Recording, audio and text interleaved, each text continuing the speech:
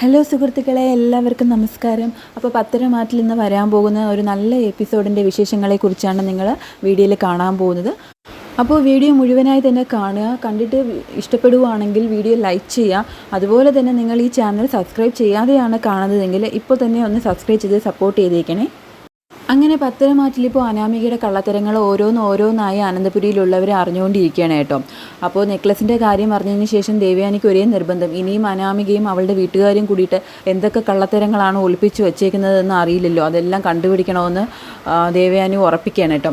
അങ്ങനെ ദേവയാനിയാണെങ്കിൽ നയനിക്കൊപ്പം ചെന്നിട്ട് അനാമികയും അവളുടെ അച്ഛനും അമ്മയും കൂടി കാണിച്ചു കൊടുത്ത് ആ പറമ്പെല്ലാം ചെന്ന് കാണുകയാണ്. കണ്ടിട്ട് അത് ശരിക്കും അവർ മേടിച്ചതാണോ, അതിനവർ അഡ്വാൻസ് കൊടുത്തിട്ടുണ്ടോ, അതിൻ്റെ യഥാർത്ഥ ഉടമസ്ഥൻ ആരാണ് എന്നൊക്കെ ദേവയാനിയാണെങ്കിൽ ചോദിക്കുന്നുണ്ട് കേട്ടോ. അതുമാത്രമല്ല ദേവയാനി പറയാണ്, നിങ്ങളിത് രജിസ്റ്റർ ചെയ്ത് കഴിഞ്ഞിട്ടുണ്ടെങ്കിൽ ഇവിടെ വീട് വയ്ക്കുന്ന കാര്യമൊക്കെ ഞാൻ ഏറ്റു.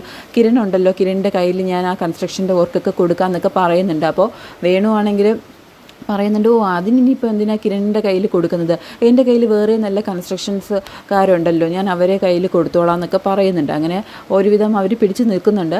പക്ഷെ പോകുന്ന സമയത്താണെങ്കിൽ നയന ദേവയാനിയോട് പറയുന്നുണ്ട്, അമ്മ ഇതും ഉടായിപ്പായിരിക്കും, അങ്ങനെയാണെങ്കിൽ ഉറപ്പായിട്ടും ഞാനും ആദർശേട്ടനും കൂടിയിട്ട് ഇതിൻ്റെ പിന്നിലെ സത്യവും കണ്ടുപിടിക്കും എന്നൊക്കെ പറഞ്ഞിട്ടാണ് ദേവയാനിയും നയനയും കൂടിയിട്ട് അവിടുന്ന് പോകുന്നത് കേട്ടോ.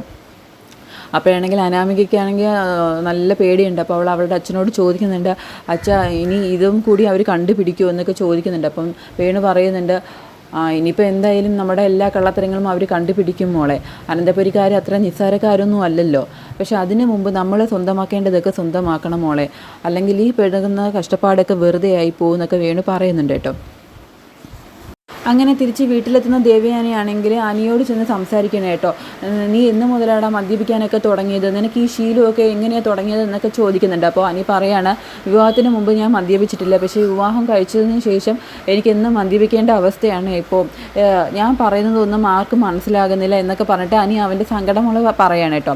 അപ്പോൾ ദേവയാനി പറയാണ്, നീ ഇങ്ങനെ ഓരോ പ്രശ്നങ്ങൾ ഒപ്പിച്ചിട്ട് അവളെ സ്നേഹിക്കാതെ മാറി നടന്നു കഴിഞ്ഞാൽ അവൾക്ക് എങ്ങനെ നിന്നോട് സ്നേഹം തോന്നുമെന്ന് ചോദിക്കണം.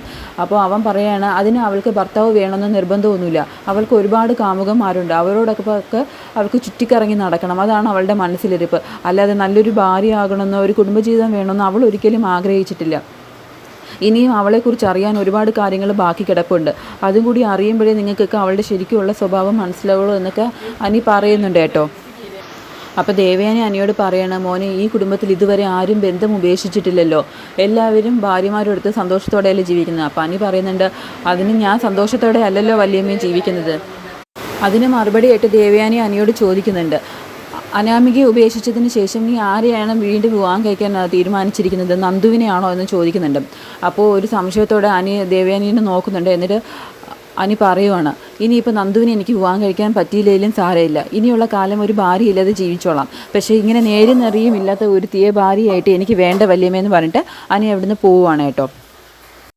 അവിടുന്ന് അനിയാണെങ്കിൽ സ്റ്റേഷനിലേക്ക് എത്തുന്നുണ്ട് കേട്ടോ. സ്റ്റേഷനിൽ എത്തുമ്പോൾ തന്നെ അവിടുത്തെ കോൺസ്റ്റബിൾ പറയുന്നുണ്ട്, അയ്യോ സാറേ അതേ ആ ചെക്കൻ വരുന്നുണ്ട് എന്ന് പറയുമ്പോൾ എസ് ഓടി വരുന്നുണ്ട് കേട്ടോ. ഓടി വന്നിട്ട് അനിയോട് പറയണം, അയ്യോ മോനെ അകത്തോട്ട് പോവല്ലേ, മോൻ ഇങ്ങോട്ടേക്ക് കയറി വന്നാൽ മോനെ അകത്തോട്ട് പറഞ്ഞേക്കരുതെന്ന് ആ എസ്ഐയുടെ ആജ്ഞ. അപ്പോൾ അനി പറയണ, വേണ്ട, ഞാൻ നിങ്ങളെ തള്ളി മാറ്റിയിട്ട് അകത്തേക്ക് പോയേക്കാം, അങ്ങനെ പോയതിന് നിങ്ങൾ വേണേൽ എന്നെ അറസ്റ്റ് ചെയ്ത് ഇവിടെ ലോക്കപ്പിലാക്കിക്കുമെന്ന് പറയണം. അപ്പോൾ എസ് പറയണം, ഇങ്ങനെയൊന്നും പറയല്ലേ സാറേ, ഞങ്ങളുടെ അവസ്ഥ സാറ് മനസ്സിലാക്കണമെന്നൊക്കെ പറയണം. അതുപോലെ തന്നെ എസ് പറയണം, ഇതിന് മുമ്പ് ഇവിടെ ഉണ്ടായിരുന്ന എസ് ഐമാരെ പോലെ അല്ല ഇപ്പോഴത്തെ എസ് ഐ, നിയമം തെറ്റിക്കാൻ ആരെയും അനുവദിക്കാറില്ല, അതുപോലെ തന്നെ കൈക്കൂലിയും വാങ്ങാറില്ല, എല്ലാം സത്യസന്ധമായിട്ട് തന്നെ ചെയ്യണമെന്ന് ആഗ്രഹിക്കുന്ന ആളാണ്. അപ്പോൾ അനി പറയാണ്, അതുകൊണ്ടാണ് നിങ്ങളുടെ ആ എസ് ഐനോട് എനിക്ക് ഇത്ര ഇഷ്ടമെന്ന് പറയാണ് കേട്ടോ.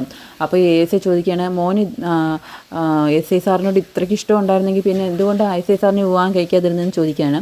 അപ്പോൾ അനി പറയാണ്, എനിക്ക് അങ്ങനെ ഒരു അബദ്ധം പറ്റി, ആ അബദ്ധം തിരുത്താനാണ് ഞാനിപ്പോൾ ശ്രമിച്ചുകൊണ്ടിരിക്കുന്നതെന്ന് പറഞ്ഞിട്ട് അനിയാണെങ്കിൽ നന്ദുവിനെ പോവാണ് കേട്ടോ. അപ്പോൾ നന്ദു ചോദിക്കുന്നുണ്ട്, നിന്നെ ആരാണ് ഇപ്പോൾ അകത്തോട്ട് കയറ്റി വിട്ടത് എന്ന് ചോദിക്കുമ്പോൾ അനി പറയണേ, എന്നെ ആരും അകത്തോട്ട് കയറ്റി വിട്ടതൊന്നുമല്ല, ഞാൻ കയറി വന്നപ്പോൾ തന്നെ എല്ലാവരും എന്നെ തടഞ്ഞതാണ്, പക്ഷേ അവരെയൊക്കെ തള്ളി മാറ്റിക്കൊണ്ടാണ് ഞാൻ ഇങ്ങോട്ടേക്ക് കയറി വന്നത്.